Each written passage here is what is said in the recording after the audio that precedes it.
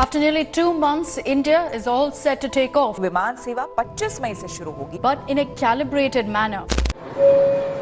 Your attention, please. 2 महीने के कड़े लॉकडाउन के बाद 25 मई से घरेलू हवाई यात्रा फिर से शुरू कर दी गई, लेकिन कोरोना वायरस का डर अभी भी जस का तस बना हुआ है।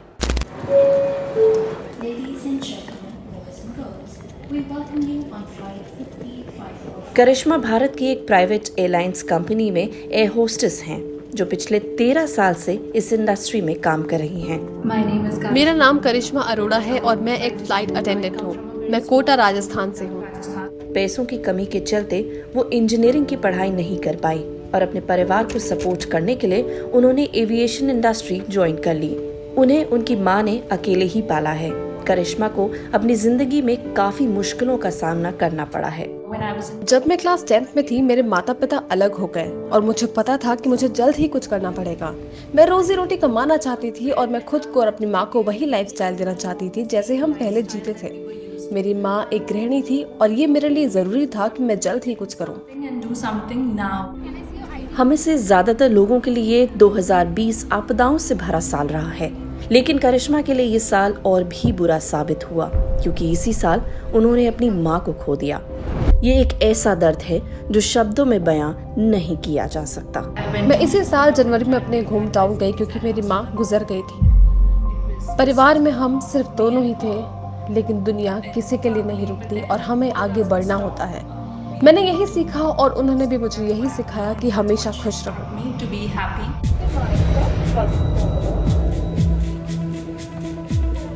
प्लेन में सफर करने वाले यात्रियों को बोर्डिंग से पहले फेस शील्ड और सैनिटाइजेशन किट दी जा रही है।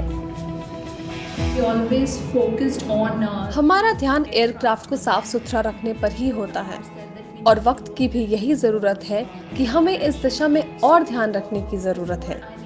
इसीलिए मेरे एयरपोर्ट पहुंचने से पहले ही सब कुछ तैयार था। नए रूल्स के मुताबिक सोशल डिस्टेंसिंग सुनिश्चित की गई, थर्मल चेक किया गया और जो भी ट्रेनिंग के दौरान हमें सिखाया गया था वो सब प्लेन में हो रहा था।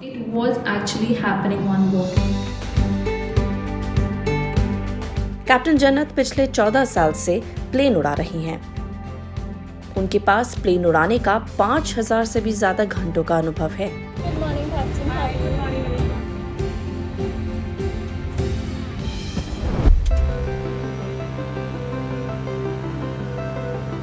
हर उड़ान से पहले कैप्टन जन्नत अच्छे से प्लेन का मुआयना करती हैं, ताकि यात्रियों की सुरक्षा को सुनिश्चित किया जा सके। लॉकडाउन के दौरान जिंदगी पूरी तरह से रुक गई थी, लेकिन अब हम काम पर वापस आ गए हैं। लेकिन फिलहाल लोड कम है, फ्लाइट्स भी कम है, इसलिए हम हफ्ते में एक ही बार उड़ान भरते हैं। क्योंकि कॉकपिट एक प्रतिबंधित क्षेत्र है, इसलिए वहां सिर्फ लीड कैबिन क्रू को प्रवेश करने की अनुमति है। वे कहती है कि कैबिन क्रू मेंबर्स पायलट से ज्यादा जोखिम में होते हैं।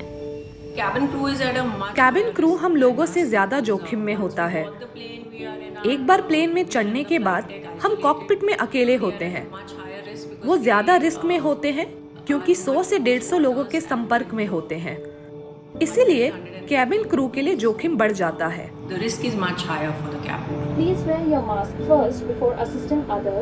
कोरोना के खतरे में जीना आसान नहीं है, लेकिन अब यात्री पहले से ज्यादा सचेत हैं। हमें ये लगता था कि भारत में लोग रूल्स और रेगुलेशन फॉलो नहीं करते, लेकिन मैं ये देखकर खुश थी कि प्लेन में लोग बहुत ही ज्यादा सतर्क थे। वो जानते थे कि उन्हें क्या करना है। वो अपने आप ही सोशल डिस्टेंसिंग मेंटेन कर रहे थे।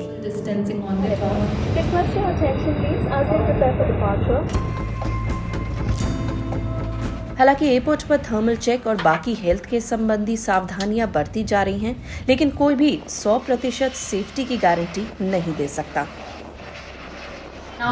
इन दिनों में जो परिस्थिति पैदा हो सकती है वो ये है कि हो सकता है कोई कोरोना संक्रमित इंसान हमारे प्लेन में हो।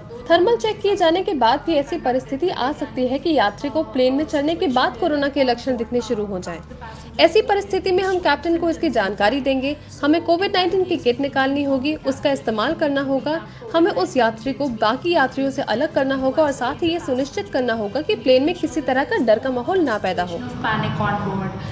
पहली उड़ान भरकर काफी अच्छा लगा, लेकिन इसमें जोखिम है क्योंकि आप पब्लिक प्लेस में और एक सीमित जगह पर हैं, जहां संक्रमण का खतरा हमेशा रहता है। और घर पर मेरा 8 साल का बेटा है, हमेशा खुद के और परिवार के संक्रमित होने का डर लगा रहता है।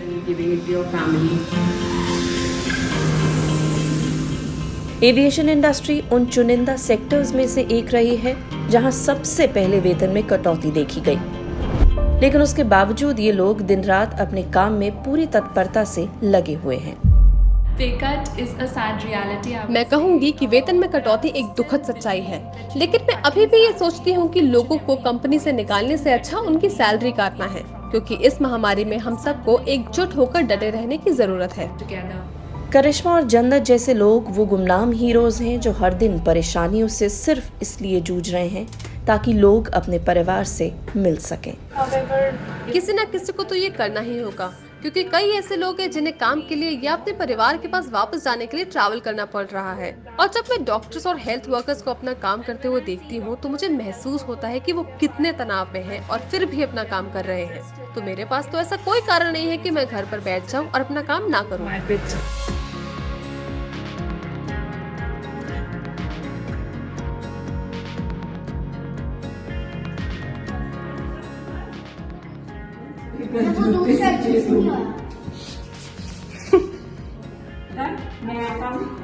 नहीं